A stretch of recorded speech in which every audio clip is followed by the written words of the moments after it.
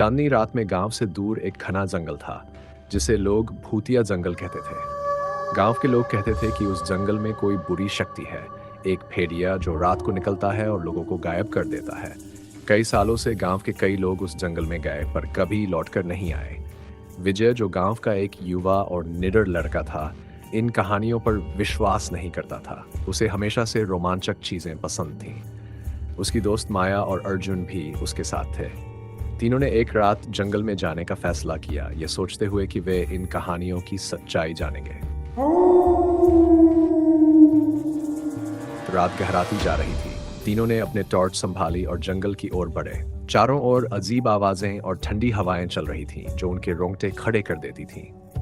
अचानक एक भेड़िए की गुर्राहट सुनाई दी। माया घबरा गई और बोली, विजय, हमें वापस चलना चाहिए, ये जगह अजीब लग रही है। विजय ने उसे शांत करने की कोशिश की। अरे माया, ये सब सिर्फ हवा और जानवरों की आवाजें हैं, हमें डरने की जरूरत नहीं है। लेकिन अर्जुन भी थोड़ा डरने लगा था।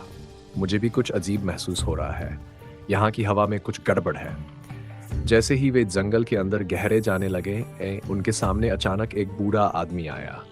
उसकी आंखें चमक रही थीं और उसके कपड़े फटे पुराने थे। उसने गहरी आवाज में कहा, तुम लोग यहाँ क्यों आए हो?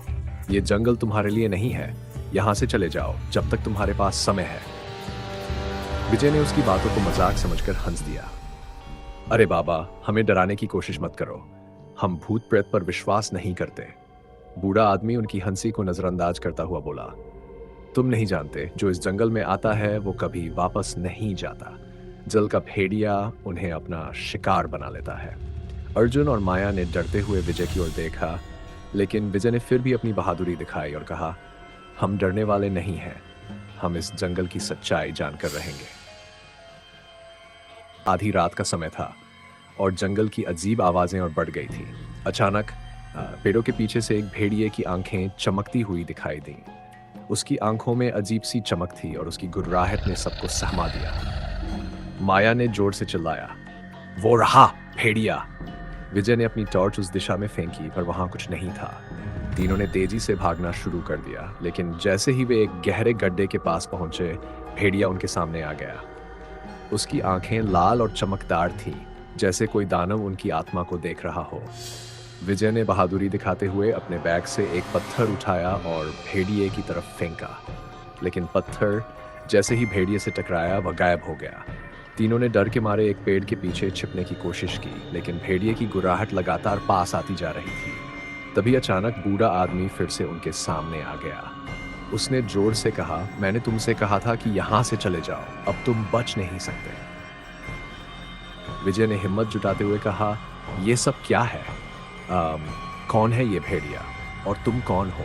बूढ़ा आदमी कुछ कहने ही वाला था कि तभी भेड़िया उसके पीछे से छलांग लगाकर आया और उसे नोचने लगा। बूढ़े की खीर पूरे जंगल में गूंजने लगी और तीनों ने अपनी जान बचाने के लिए भागना शुरू कर दिया।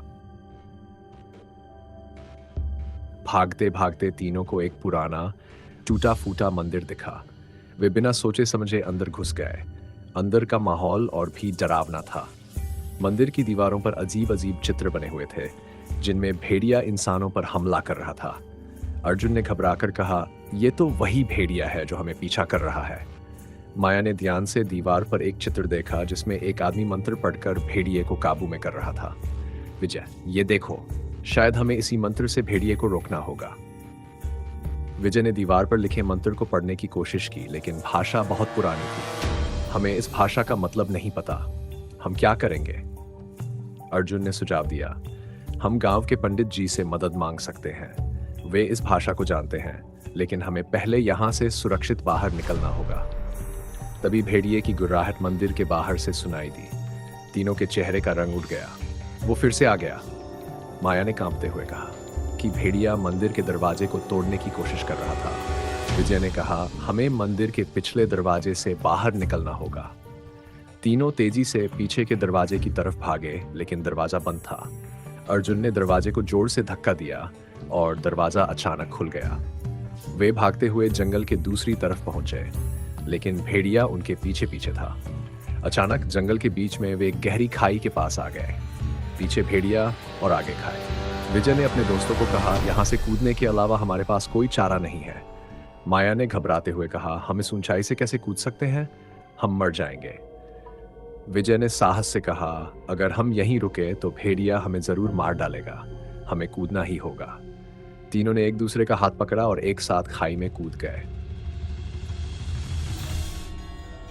खाई के नीचे एक गहरी गुफा थी, जहां तीनों सुरक्षित गिर गए। जब उन्होंने इधर उधर देखा तो पाया कि वे किसी रहस्यमय स्थान पर आ गए थे। गुफा की दीवारों पर वही चित्र बने थे जो मंदिर में थे। गुफा के बीच में एक विशाल पत्थर का तख्त था, जिस पर कुछ अजीब सा लिखा हुआ था। अर्जुन ने ध्यान से देखा और कहा, यह तो वही मंत्र है, हमें इसे पढ़ना होगा। विजय ने तख्त के पास जाकर मंत्र पढ़ना शुरू किया। जैसे ही मंत्र पूरा हुआ, गुफा में एक जोरदार धमाका हुआ और भेड़िया अचानक गुफा के अंदर आ गया। लेकिन इस बार उसकी आंखों में कुछ अलग था, जैसे वह उन्हें मारना नहीं चाहता था।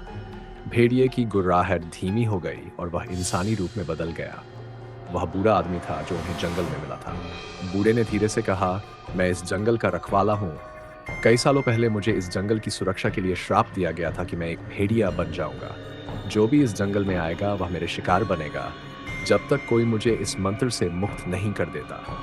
तुमने मुझे इस श्राप से मुक्त कर दिया है। विजय, माया और अर्जुन ने राहत की सांस ली। तो अब सब ठीक हो गया? माया ने पूछा। बूढ़ा आदमी मुस्कुराया और कहा, हाँ, अब ये जंगल सुरक्षित है। लेकिन याद रखना, कभी भी किसी रहस्य का पीछा मत करो अगर तुम उसे समझ नहीं पाते। तीनों ने सिर हिलाया और वापस गांव की ओर चल दिए। अब वे जानते थे कि हर रहस्य को सुलझाना जरूरी नहीं होता और कुछ चीजें रहस्यमय ही अच्छी होती हैं।